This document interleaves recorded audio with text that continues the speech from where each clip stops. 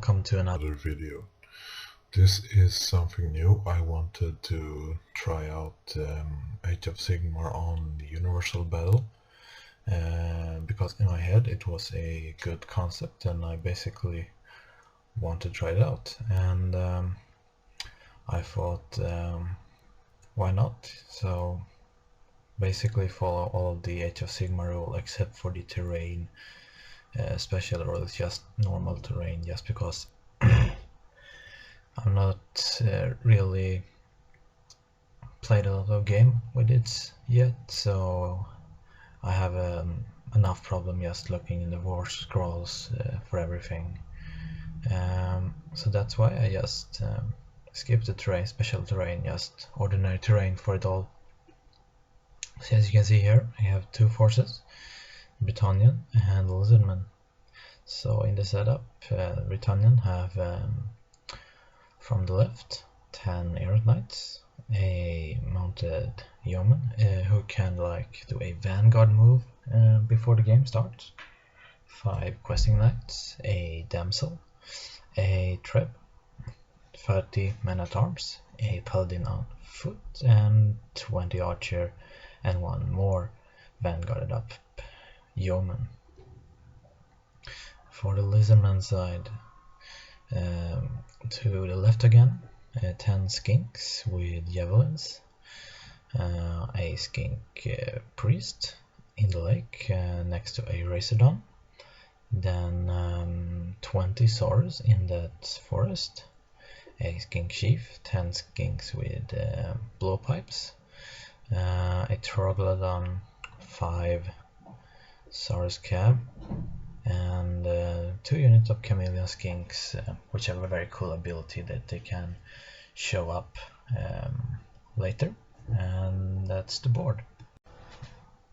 The Britannian get the first turn, and from left the Errant Knights rushes forward and charges the skinks, and the lone fast cow actually charging the mage, but now the mage is pretty good in combat, so it just kills the fast cab.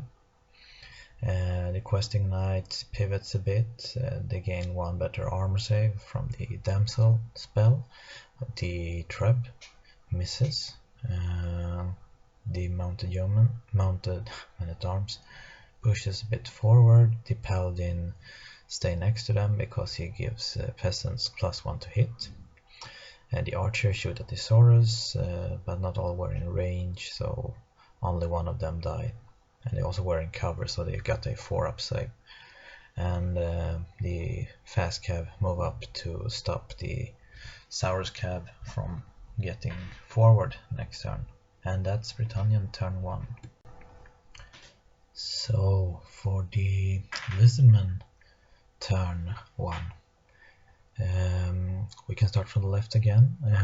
The Razordon shoots at the Errant Knight, doing nothing. The skink priest tried to use his shooting attack at the Errant Knight, doing nothing this time either. The Saurus moved forward and made a shot into the peasants. I'm not really impressed with Saurus. They were meh in combat actually. Only 1 attack, and they didn't kill much because the peasant have 5-up save, and the peasant goes to do awesome work against the Saurus because they hit on 3 because of the paladin, and they are over 20, so they managed to kill a bunch of Saurus, and Britannia used the command ability in previous turn to make them immune to battle shock, so they didn't have to take anything. The chameleon skink show up behind the bread line, which is, as I told, a very cool ability, and shoot 3 wounds at the paladin. The paladin on foot actually have 3-up save if it didn't charge, so it's very hard to kill without rend. Skinks and Troglodon moves forward and shoot at the peasant archer, killing 4 of them, and the Saurus cav charge in and kill the lone fast cav. Well, this is after Listenman get the first phase in the second turn. So from left, the Razordon move up to block the Errant Knights and shoot at them, doing 1 wound. The King Priest move up and throw his shooting attack at the Damsel, doing a wound to it. One of the Chameleon Skinks finish off the Damsel, and the other one finish off the Lone Paladin. The Skinks move up and shoot at the archers, and the Troglodon move up and also shoot at the archer. And then in charging phase, the Source Cav and charge the archer, doing some damage but not too much, pretty much whiffing a lot, and the archer actually do a kill one of the guys and they have 2 wounds. So the Source Cav, I'm not impressed with them either. The Troglodon get into the fast men-at-arms and kill some of them, but they are still immune to battle shock test. And the Saurus didn't do much this turn either. The peasants kill some Saurus and do some wounds to the Troglodon. And yeah, that's what's happened in Listenman second turn. For Britannian second turn, the Treb misses and the rest gets into combat. The Errant Knights kill the Razordon, but the Razordon managed to kill 1 Errant Knight. The Questing Knights pretty much kill all the Saurus, and the Men-at-Arms do 2 wounds to the Troglodon, and the Troglodon kills some of the Men-at-Arms. And the Saurus Cav get into the Peasant Archer, but they are pretty bad actually in Age of Sigmar and don't do much. The Archer do a wound to one of the Saurus Cav, and that's it. So the Lizardman get the first turn in phase 3. So basically almost everything is in combat and the rest just stick around and shoot. The Priest tried to kill some Questing Knights, didn't do much. Chameleon King shoot down some Men-at-Arms. This King Chief charged into the Men-at-Arms, and the Troglodon kills the Men-at-Arms. The Men-at-Arms managed to do a wound to the Troglodon, and Saurus Cav managed to kill off the last of the archers. So for Britannian turn 3, well, the Errant Knight charges down the Priest.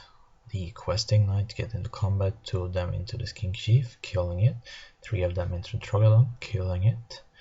The Skink unit behind piles in and didn't manage to do much. The Treb managed to kill some of them, and one of the Saurus Cav make pile into the Men-at-Arms.